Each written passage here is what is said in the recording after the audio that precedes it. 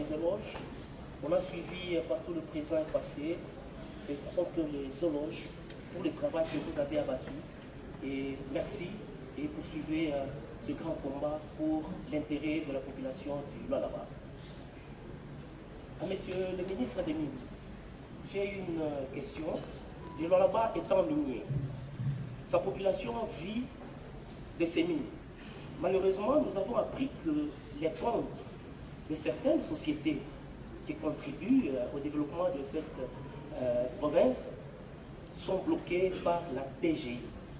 Est-ce qu'on peut en savoir plus? Parce que vous êtes du domaine. Et monsieur le ministre, j'espère que le ministre de VPM n'est pas là pour le transport.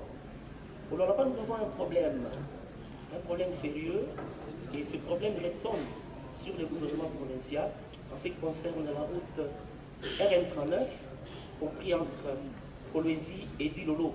C'est une route qui est dans la compétence du gouvernement national. Mais cette route souffre.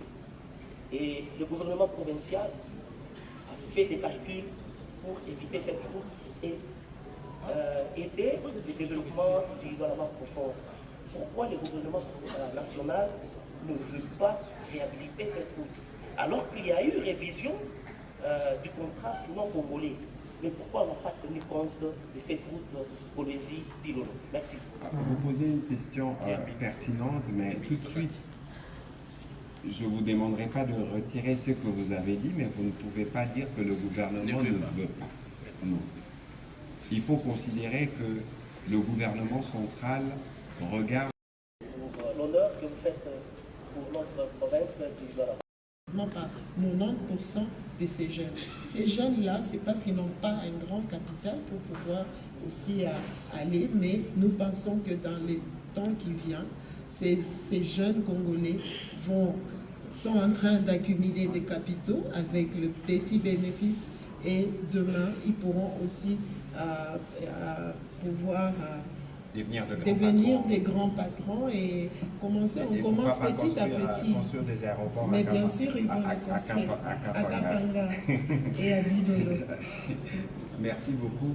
C'est la preuve que tout le monde a sa place et que le Lualaba, Kolwezi, ce n'est pas que le secteur minier, c'est d'autres secteurs. Alors on va commencer cette série de questions. Je souhaiterais, au regard du nombre, une question, s'il vous plaît, précise et claire. Et aussi de l'or de temps en temps. Donc tout ça, ce sont des manques à gagner pour, je dirais, pour les artisanaux, mais également pour les revenus, les recettes de l'État.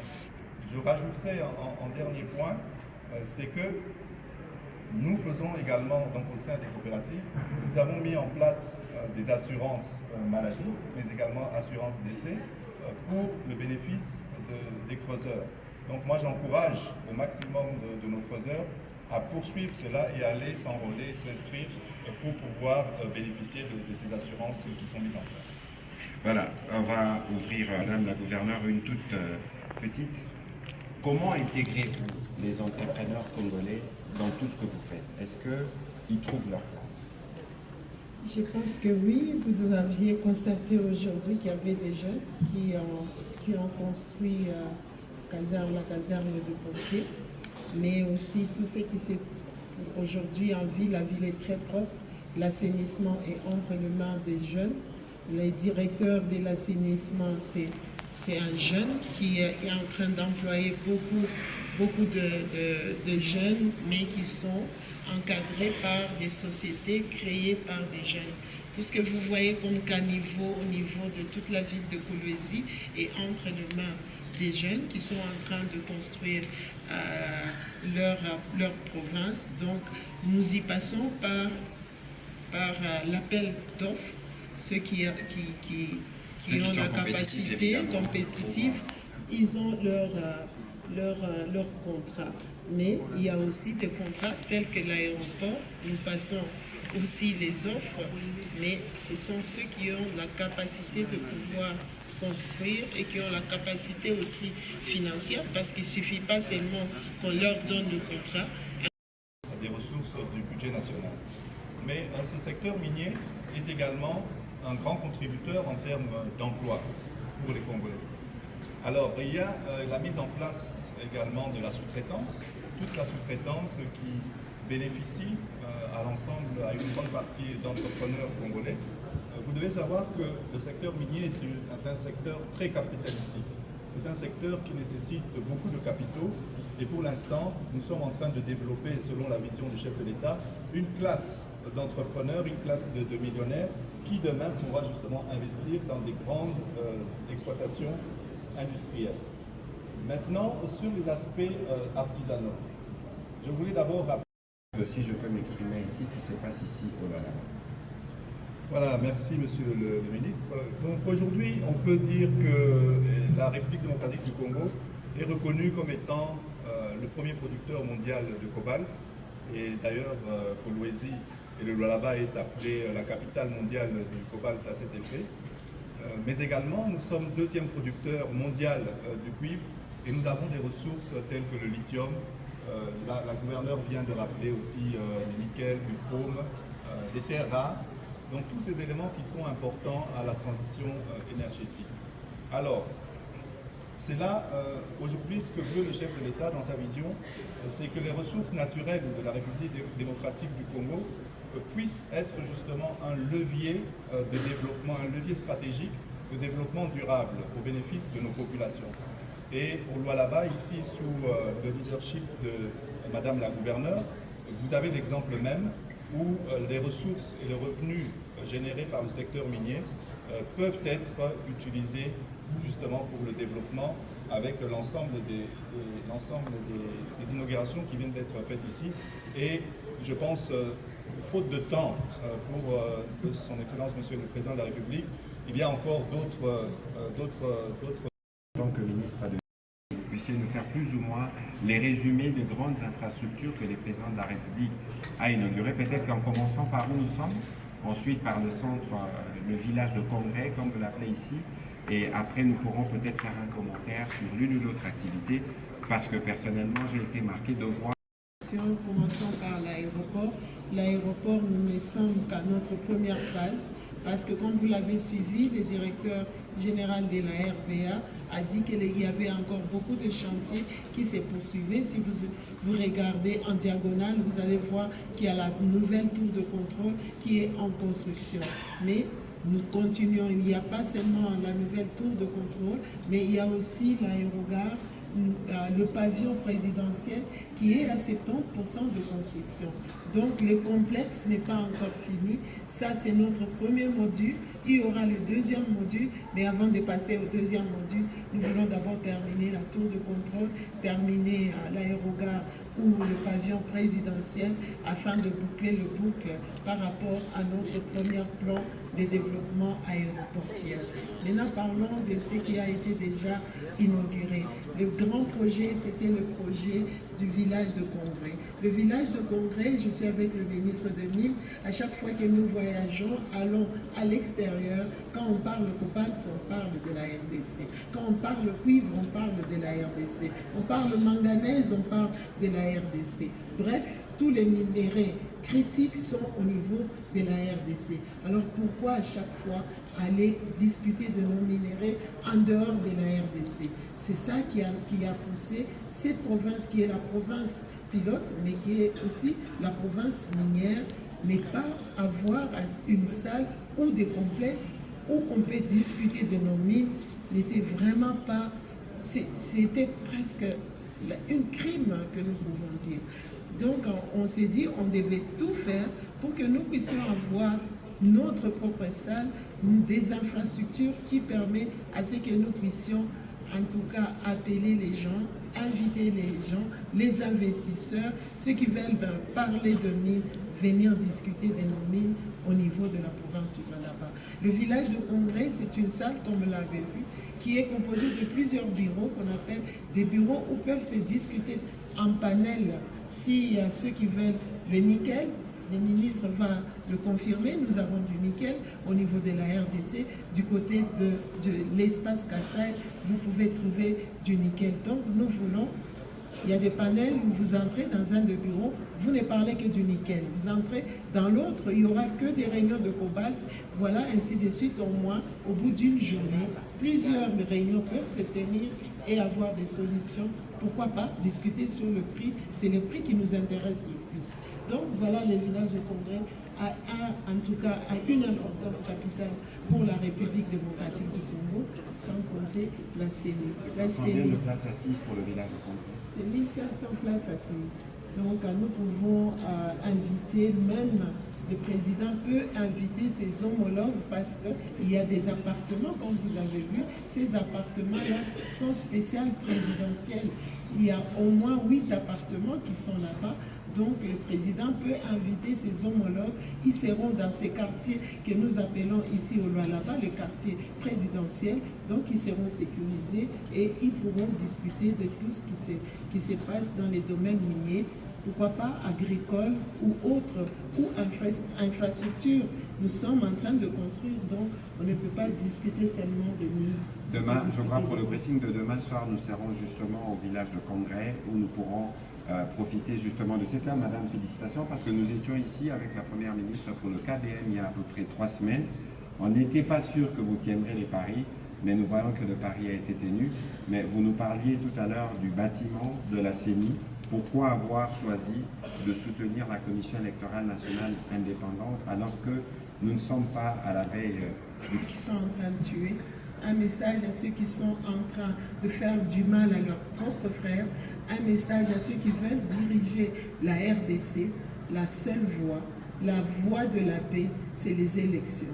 Donc, nous devons donner de la valeur à notre CENI, nous devons donner de la valeur à toute la population de la RDC, leur permettre de choisir les personnes qu'ils veulent pour diriger ces pays.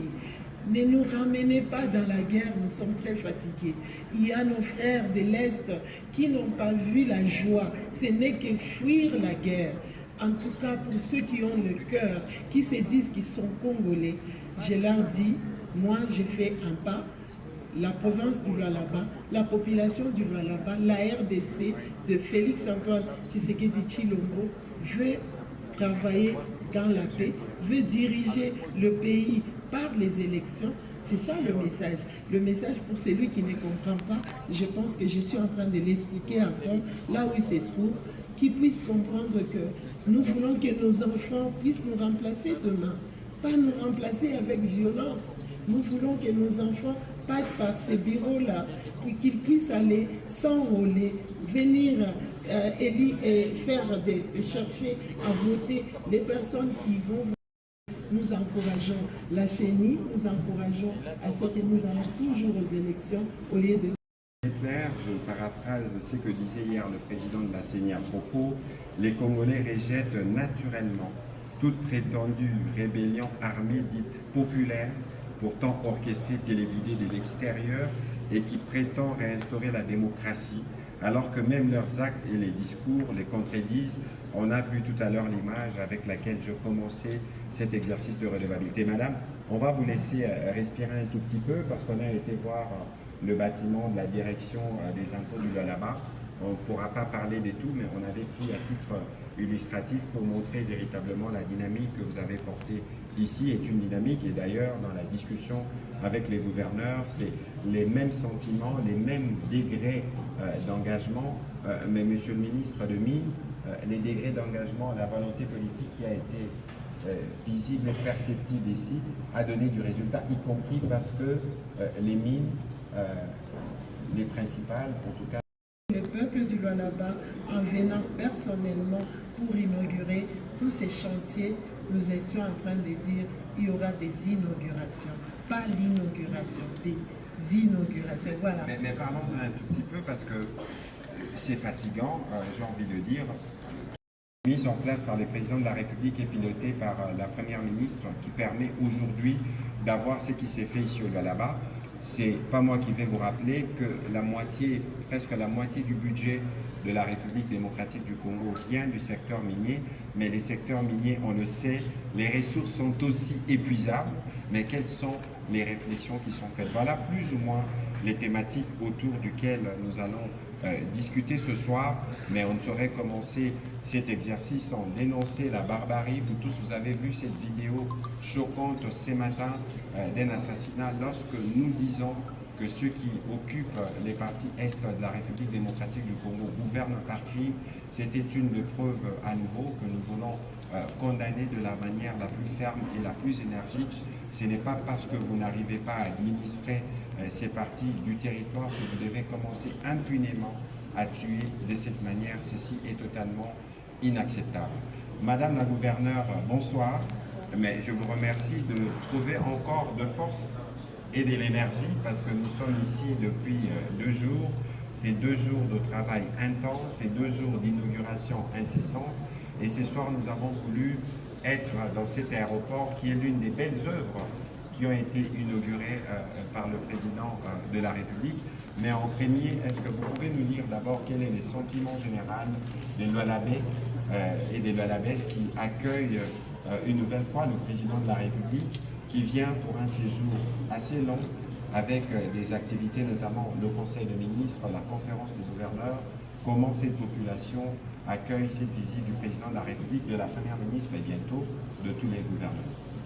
Merci beaucoup. Je tiens d'abord tout le monde d'avoir fait les déplacements pour venir au Lualaba. La population du Lualaba, comme vous l'avez tous remarqué ou vous l'avez vu, ils étaient au rendez-vous de voir leur père. Puis après les élections, ils n'ont pas pu avoir la chance de les toucher, de les dire bonjour.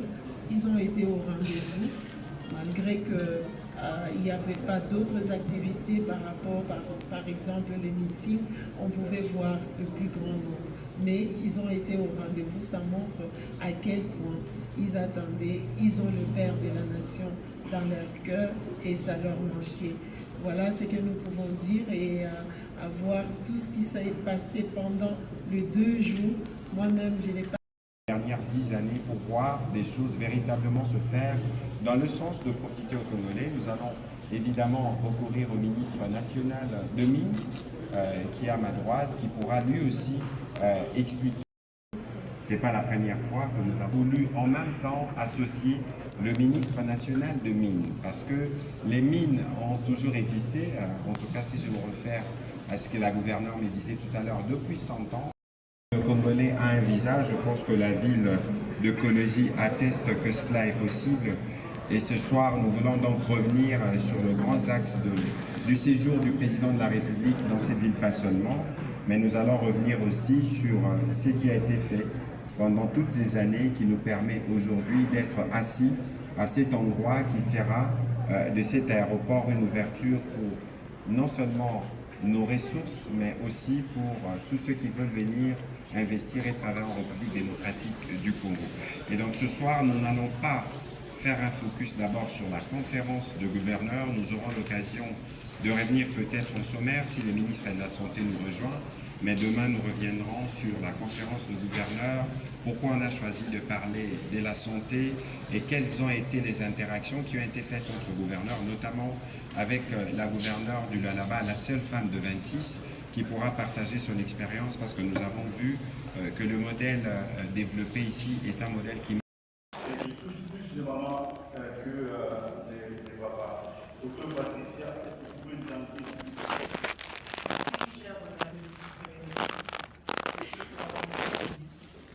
C'est un honneur pour nous, UNICEF, aujourd'hui, de parler dans ce panel qui parle de VIH pédiatrique et de parler spécialement pour la transmission du VIH de la mère à l'enfant. Les tableaux que mes prédécesseurs ont peints, c'est la femme qui donne la vie. Nous avons noté par rapport au VIH que nous avons des faibles performances, telles que bien enceinte, d'accès aux ARV pour la femme enceinte qui serait dépistée du VIH positive et le diagnostic précoce pour l'enfant